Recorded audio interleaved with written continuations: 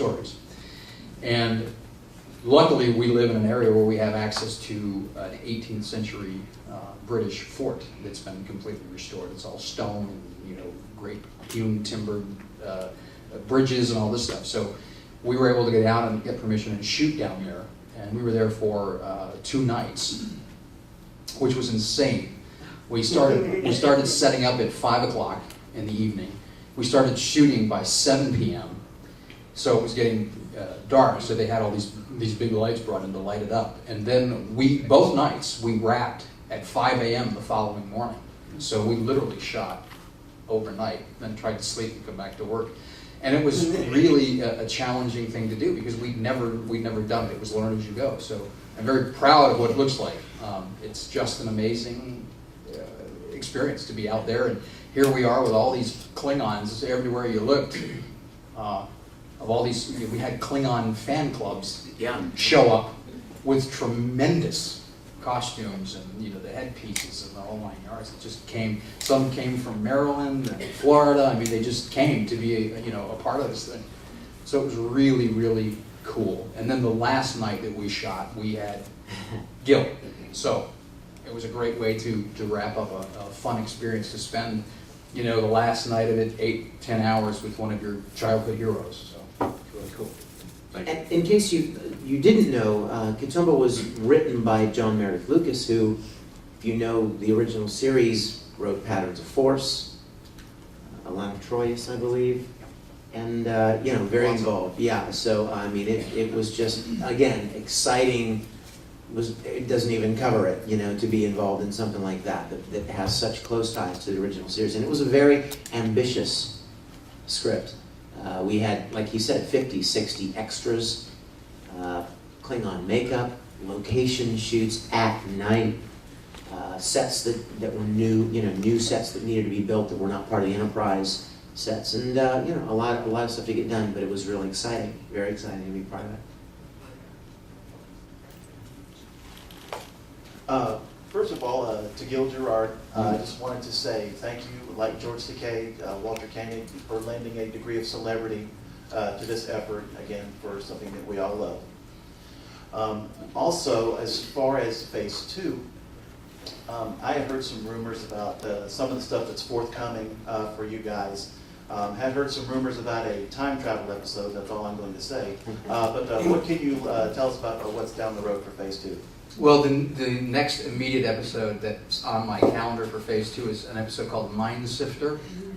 It was written in 1975 by a Star Trek fan named Shirley Mayeski. Most people know her as Grandma Star Trek. She ran for many years, from the 60s on, the Star Trek Well Committee. Does anybody recognize that name? Yeah, sure. And this story was published in a novel, which was a collection of fan works called Star Trek: The New Voyages. And Shirley was a friend of mine. She passed a few years ago. And back in 89, 89, she gave me her original manuscript for the thing because she was never happy at how the editors at Bantam rewrote her story. And I had talked way back then about doing my own Star Trek. She said, "Film this." And she gave it to me, and I got around to reading it, and I was stunned at the story. Those of you who haven't read it, Spock is the captain of the Enterprise. Kirk has been missing for 2 years, and he's basically lost in the past. He's in an insane asylum. Everybody's given up on him. They think he's gone. The only one that doesn't give up is Spock. And so we have them finally trying to find him and rescuing him and bringing him back and trying to get him back to the guy that they all knew that he is. So it's going to be a challenge. I'm a lunatic, I guess, in real life at times, but to actually have to go through this and film 3/4 of my scenes in a nut house, I guess I don't know if I'm looking forward to it or not. They just released the poster of it, didn't they, online? With me in a straight jacket. It actually wasn't a staged shot either, that was something. That's a file photo from the studio. That was James and Bruce. It's my office studio.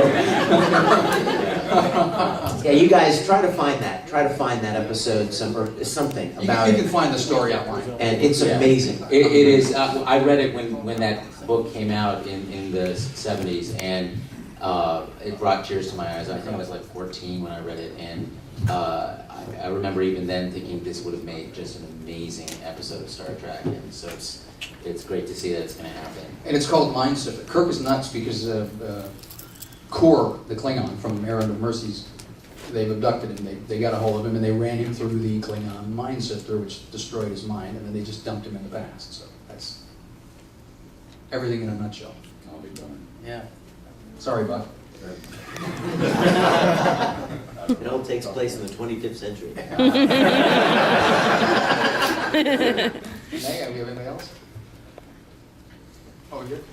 Oh, he's got something. Is there a role for Admiral Sheehan in this thing? Yeah. Oh, good. Yeah. He's a bartender. Makes sense. The officers club, that's good. He's an orderly. Obviously, even though you use a lot of volunteers, a lot of money goes into these productions. and it's- I can't even see you. Can you? Sure. There we go. Obviously, a lot of money goes into these productions, and if I'm not mistaken, you have to pay at least some amount to the actors under the SAG and the writers under the Guild. So how do you manage to secure enough funding to put these productions together, if you don't mind my asking? I sell drugs. You launder drug. I launder drug money. Yeah. Listen, there is an amazing group of people that work on this show, and everybody, whether they contribute $1 or they contribute their time, things are expensive, but there's so much that's just donated to the show, and people give so much to make the show. There was a time that I was spending ridiculous amounts of money to build sets. Well, we still build sets, but not as much since we have done it all these years. We've accumulated these things. But we have a terrific group of people, and everybody contributes. Everybody that you see at this table has contributed something. And there's 200 more, Like Gil said in the beginning, they fly from all over the world. They come from Australia, the UK, Canada, Mexico, Spain. It's amazing the power that series still has to this day. And I'm talking about the original 79 episodes. That is the important part of the franchise, in my opinion. I don't care. I like Next Generation and all that, but to me, it's meaningless. The original series is the heart and soul. And when I started this project, I set out to prove that was the case. That any competent actor could play Captain Kirk and Mr. Spock, and yada, yada, yada. And we did 30 million downloads, and lo and behold, Paramount figured it out, got their finger out of their backside, and made a huge movie that's made a hell of a lot of money this past year. So I guess we proved a point. Star Trek is Kirk, Spock, and McCoy and Knight. Absolutely. Amen. Amen.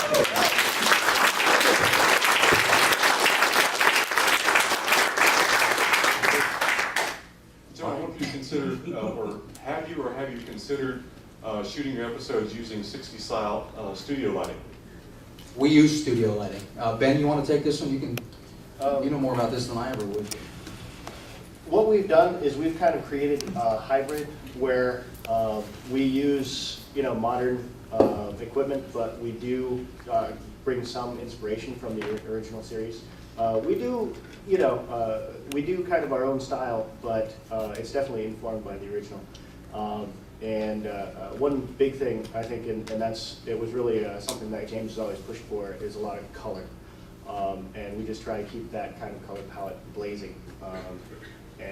So it's I think one of the things that actually brought me to the show originally was how, even though they were using